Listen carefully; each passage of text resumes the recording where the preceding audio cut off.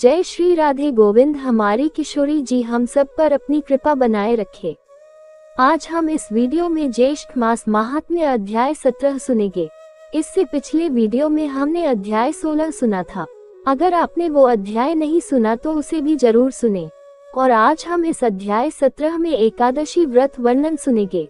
तो सबसे पहले हम सर्वप्रथम भगवान श्री गणपति जी, अपने इष्ट देव और अपने श्री सद्गुरुदेव भगवान के श्री चरणों में वंदन करते हैं और आज का अध्याय शुरू करते हैं।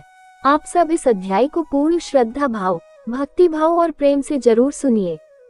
स्कंद जी कहने लगे कि हे ऋषियों, श्री व्यास जी राजा युधिष्ठिर से कहते हैं कि हे नृपश्रेष्ठ, ज्येष्ठ मास के शुक्ल पक्ष में एकादशी का व्रत होता है।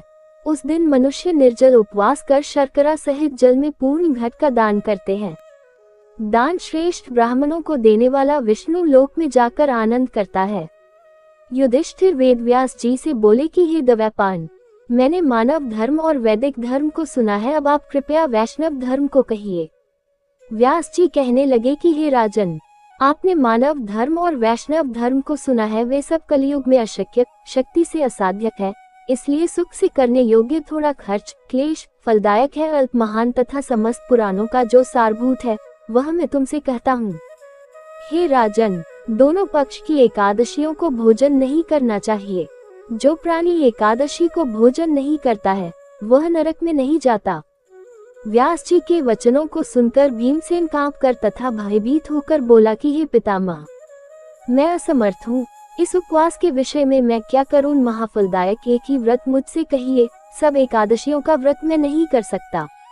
व्यास जी बोले कि हे भीमसेन, वृष या मिथुन के सूर्य होने पर ज्येष्ठ मास की शुक्ल पक्ष की जो एकादशी होती है, स्नान और आचमन के जल को छोड़कर विद्वान पुरुष अन्न और जल का ग्रहण न करे, अन्यथा जल का ग्रहण करने से व्रत भंग हो जाता है। विद्वान सूर्योदय से सूर्योदय तक जल का त्याग करे तो बिना प्रयास के एकादशी के व्रत का श्रेष्ठ फल उसको मिलता है। फिर द्वादशी को प्रातः काल स्नान करें और ब्राह्मणों को विधिपूर्वक जल और स्वर्ण का दान देवे। इस प्रकार जितेंद्रिय कृतकृत्य होकर ब्राह्मणों के साथ भोजन करें। इस प्रकार व्रत करने से जो पुण्य होता है उसे मुझे जनार्दन भगवान ने कहा है। ज्येष्ठ मास के शुक्ल पक्ष की एकादशी के दिन जल रहित निर्जल उपवास का जो फल होता है उसको हे भीमसेन तुम सुनो।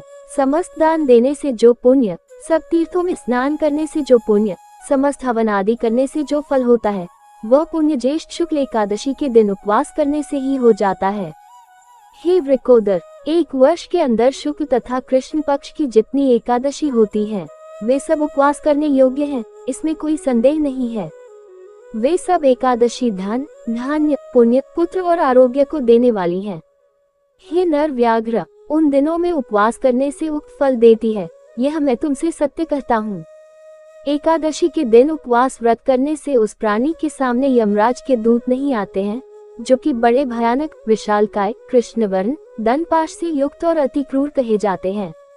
एकादशी का व्रत करने वाले जो वैष्णव हैं, उनको अंत समय में बैकुंठ को ले जाने के लिए पीताम्बरी सौम्य स्वभाव, चक्रधारी और मन के समान वेगशाली विष्णु दूत वहां आते हैं और उसको बैकुंठ में ले जाते हैं।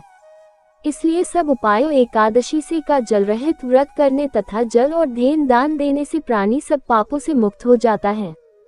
हे नृपश्रेष्ठ, ज्येष्ठ मास के शुक्ल पक्ष की एकादशी को निर्जल उपवास कर अन्न और शर्करा सहित जलपूर्ण घट का दान श्रेष्ठ ब्राह्मण को देकर प्राणी तीनों पापों से छूट जाता है और विष्णु लोक में जाकर विष्णु भगवान के समीप रहकर आनंद करता है।